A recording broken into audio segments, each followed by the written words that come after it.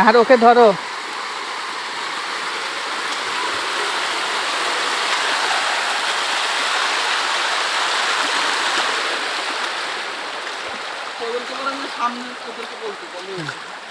সাইমা ওদের বলো সামনে ব্রেক করতে।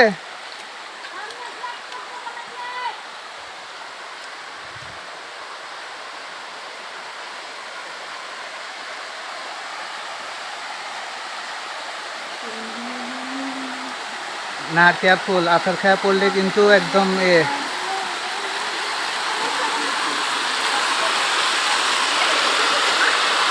আচ্ছা দেখ ওইদিকে পিছলাই, পানির উপর দিয়ে যাও।